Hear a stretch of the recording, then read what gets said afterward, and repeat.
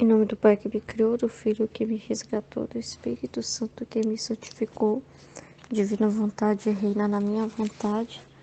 Minha mãe, eu te amo e tu me amas. Dá-me agora da vontade divina para a minha alma. Me abençoa, Mãe, para que minhas ações sejam feitas diante de vossos olhos maternais. Vinde, Espírito Santo, vinde por meio da poderosa intercessão do Imaculado Coração de Maria, vossa amadíssima esposa e nossa mãe. Amém. Vinde, Espírito Santo, vinde por meio da poderosa intercessão do Imaculado Coração de Maria, vossa amadíssima esposa e nossa mãe. Amém. Vinde, Espírito Santo, vinde por meio da poderosa intercessão do Imaculado Coração de Maria, vossa amadíssima esposa e nossa mãe. Amém. A vida íntima de nosso Senhor é maravilhosa, né?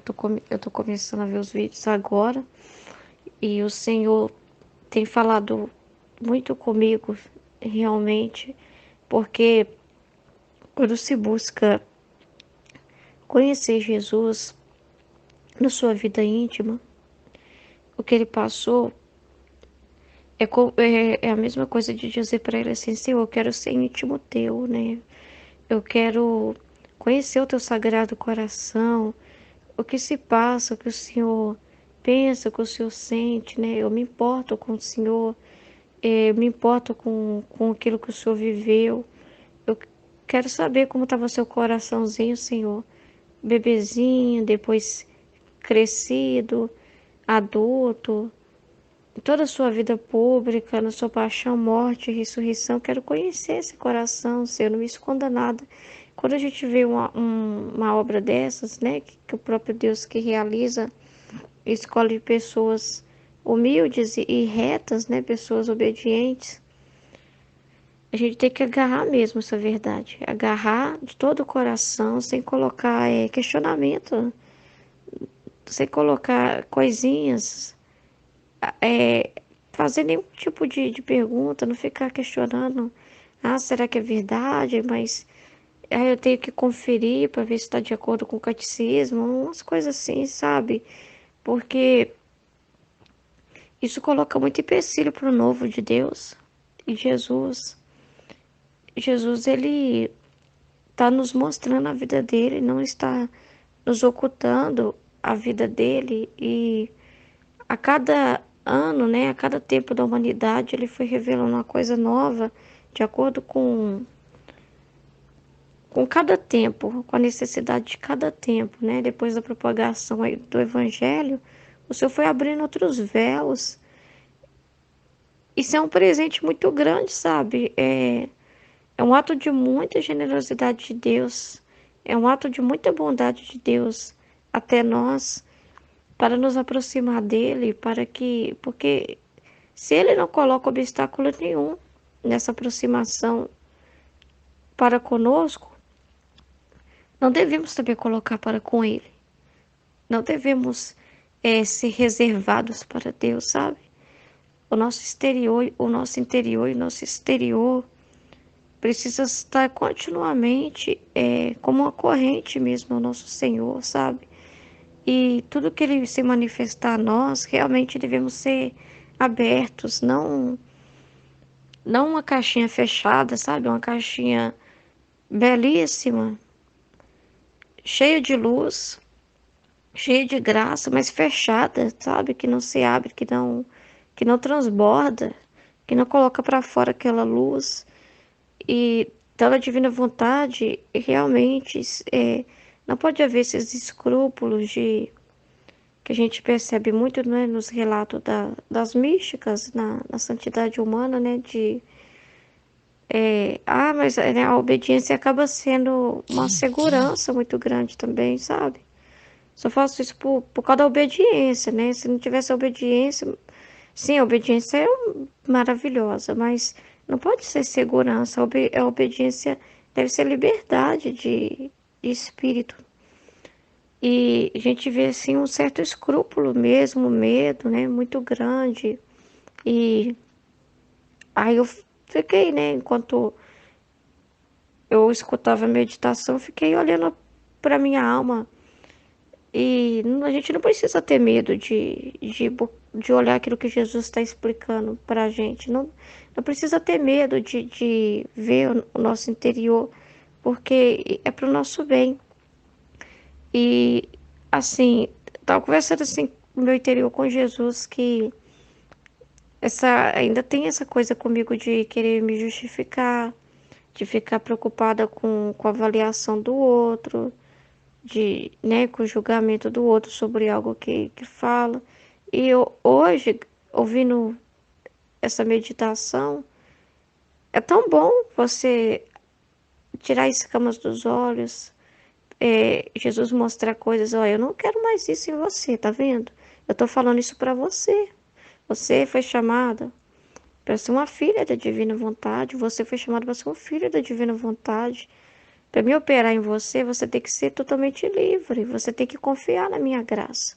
Você primeiramente, você faz a preparação, você busca, né? Você vai viver em estado de graça, você vai chorar os seus pecados, sim, mas também não vai ficar no seu nada. Você vai ser um nada, sim, sempre vai ser um nada, nunca vai achar que é alguma coisa.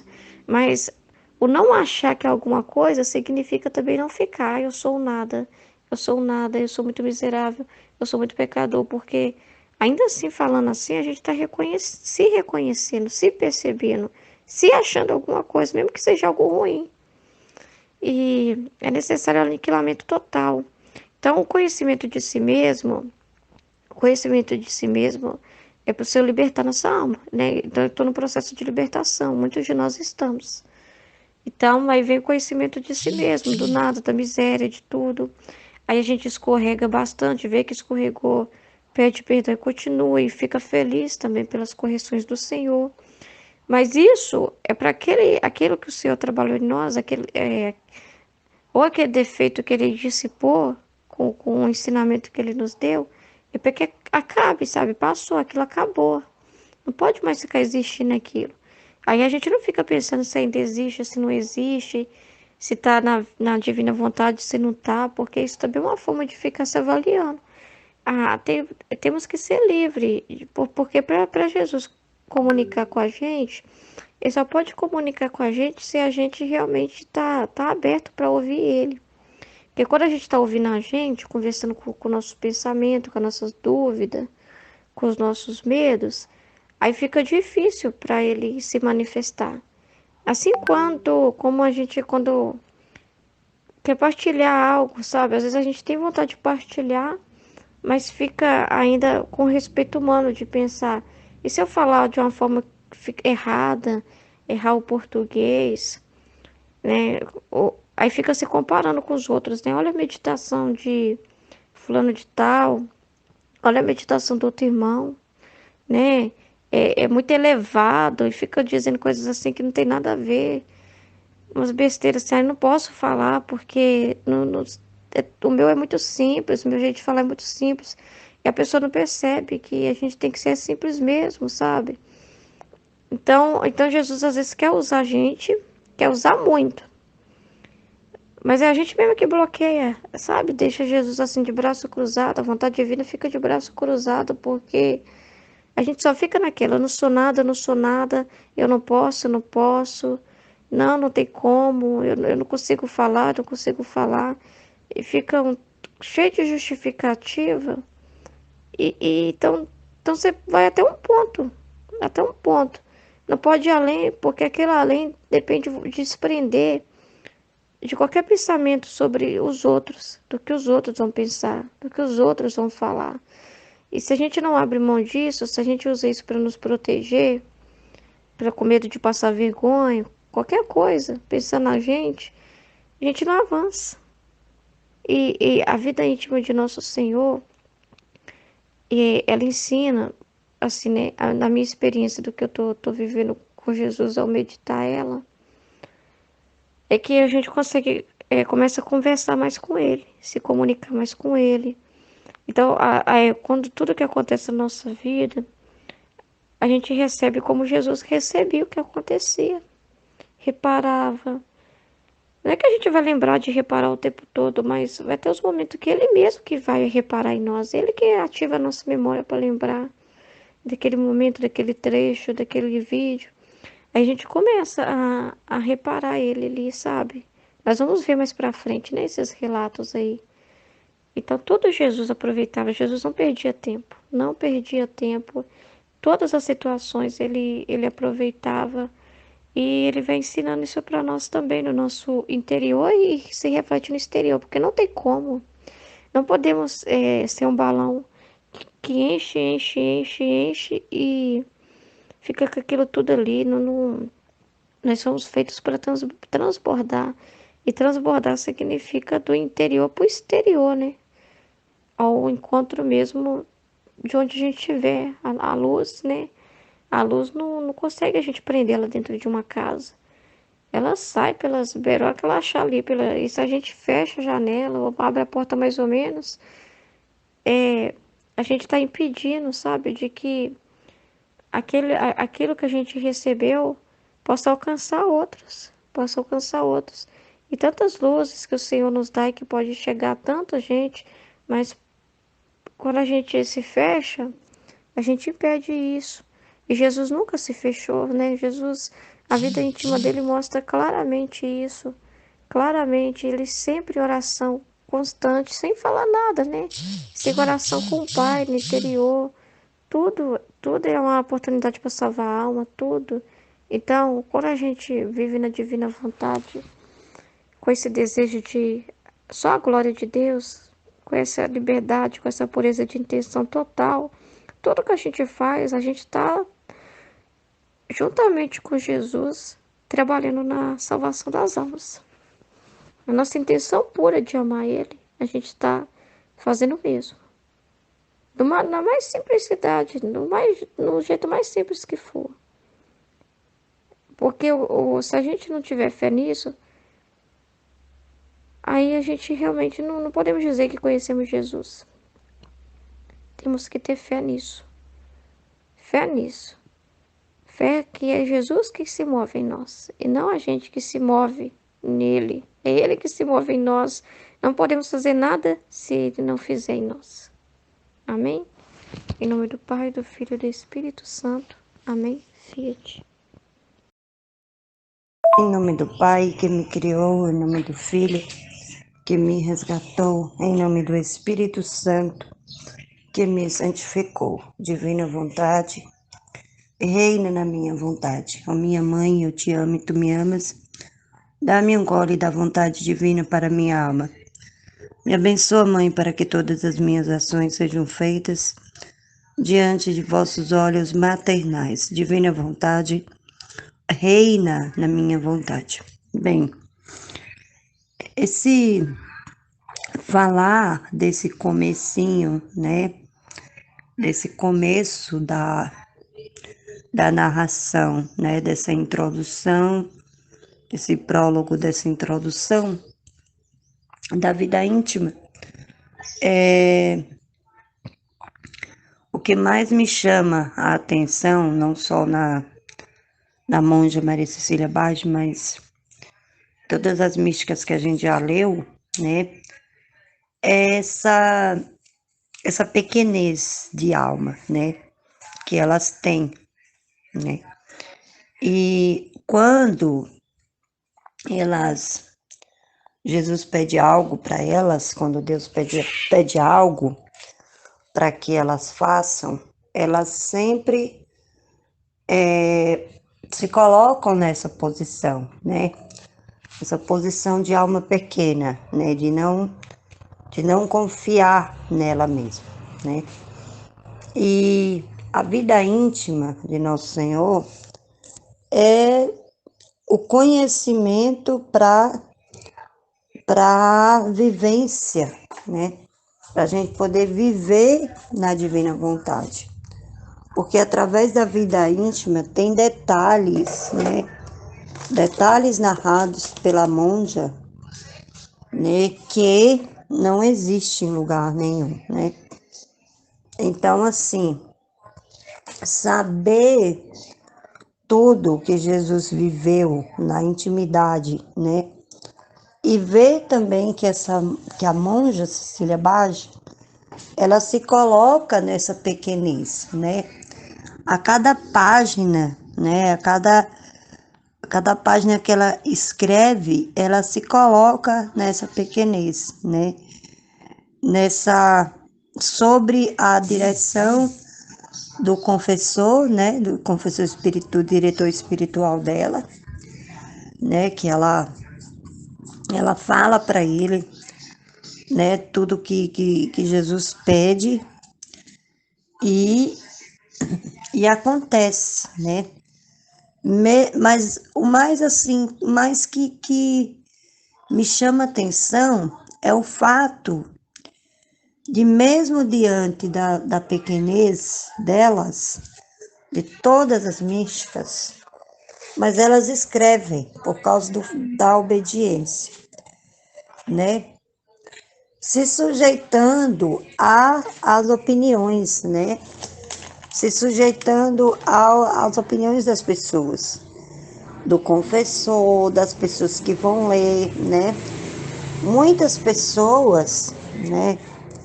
Talvez tenha lido a vida íntima de Nosso Senhor, sem prestar atenção na riqueza que é. Nós prestamos essa atenção, porque isso é necessário para que a gente possa compreender também a nossa origem, né?